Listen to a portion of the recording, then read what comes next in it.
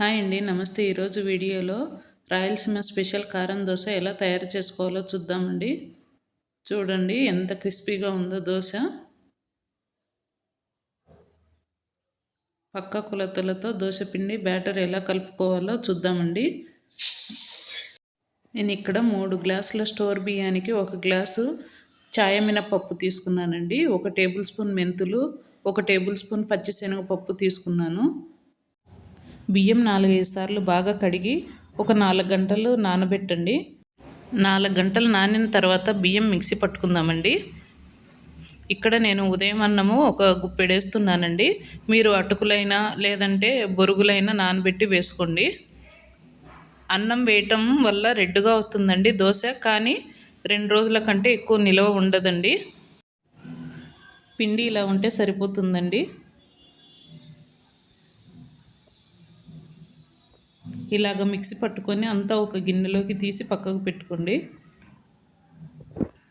Night అంతా ఉంచిన తర్వాత ఉదయానికి ఇలా పర్మెంట్ అవుతుందండి.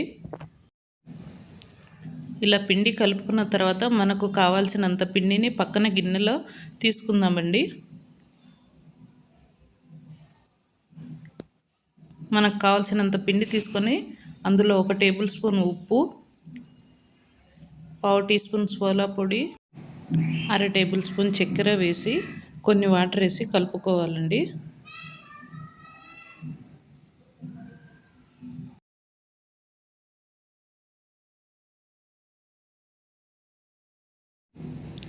కొన్ని వాటర్ వేసి గంటె జారుడుగా పిండిని కలిపి పక్కన పెట్టుకోండి.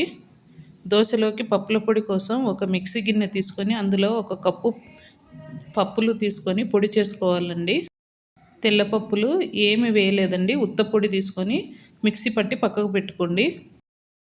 మనం చేసే కారం దోశకు కారం తయారు చేసుకుందామండి. 2 ఉల్లిపాయలు కట్ చేసి ఇలాగ నీళ్ళల్లో వేయటం వల్ల ఉల్లిపాయ ఘాటు అనేది ఉండదండి. ఇలాగ 2 ఉల్లిపాయలు, ఒక చిన్న సైజు టమాటో.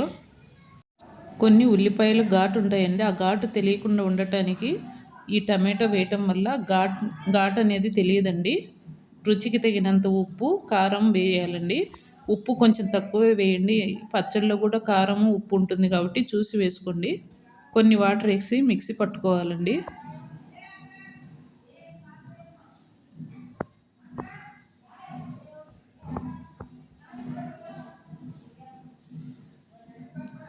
చూశారు కదా ఎంత రెడ్గా ఉందో. ఈ కారం అంతా ఒక గిన్నెలోకి తీసి పక్కకు పెట్టేసుకోండి. దోశలోకి చట్నీ, పప్పుల చట్నీ తయారు చేసుకుందాం. ఒక 4-5 పచ్చిమిర్చి తీసుకొని స్టవ్ ఆన్ చేసి కడాయి పెట్టుకొని 1 టేబుల్ స్పూన్ నూనె వేసి పచ్చిమిర్చి మగ్గనివ్వండి. మిక్సీ జార్లో 1 కప్పు తెల్లపప్పులు, 3 వెల్లుల్లి రెబ్బలు, మనం పక్కన ఫ్రై చేసుకున్న పచ్చిమిర్చి, పచ్చి కొబ్బరి తురుము నేను ఇక్కడ 3 టేబుల్ స్పూన్లు వేస్తున్నానండి.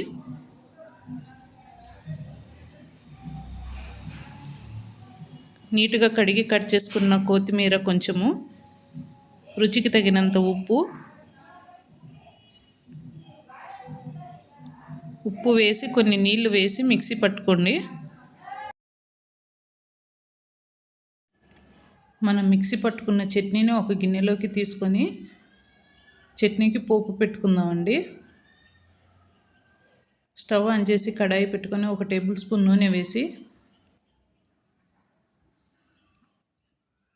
1/2 టేబుల్ స్పూన్ జీలకర్ర, 1/2 టేబుల్ స్పూన్ ఆవాలు, 1 ఎండుమిర్చి, కరివేపాకు, పచ్చిశనగపప్పు 1/2 టేబుల్ స్పూన్, మినప్పప్పు కొంచెము, 2 రెబ్బల కరివేపాకు, కొంచెం ఇంగువ వేసి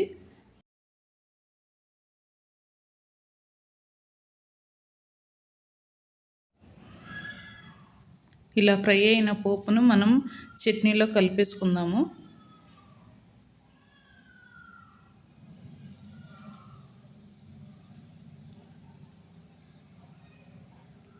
అంతేనండి, పప్పుల చట్నీ రెడీ.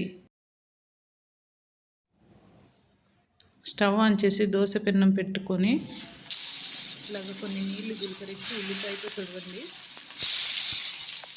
నేను ఇక్కడ క్యాస్ట్ ఐరన్ పెన్నం తీసుకున్నాను కాబట్టి కొంచెం ఉల్లిపాయతో తుడవడం వల్ల దోశ అతుక్కోకుండా వస్తుంది. సరిపడ పిండి ఒక గరిటె తీసుకొని మనకు ఎంత పలుచగా కావాలంటే అంత పలుచగా దోశ పోసుకోవాలండి. క్రిస్పీగా కావాలంటే పలుచగా పోసుకోవాలి. ఒక 2 టేబుల్ స్పూన్ల నూనె వేసి దోశ కాలనివ్వండి.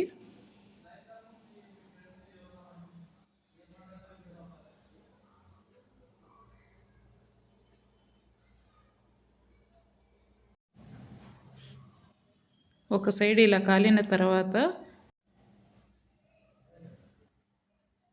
రెండో వైపు కూడా కొంచెం కాలనివ్వండి.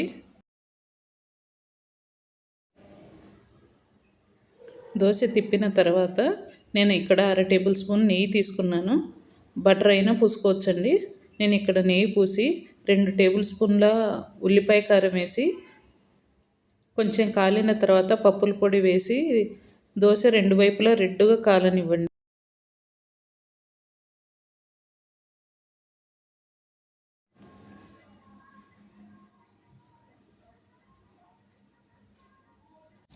దోశ ఒకసారి ఇలా ట్రై చేయండి, చాలా టేస్ట్గా ఉంటుంది.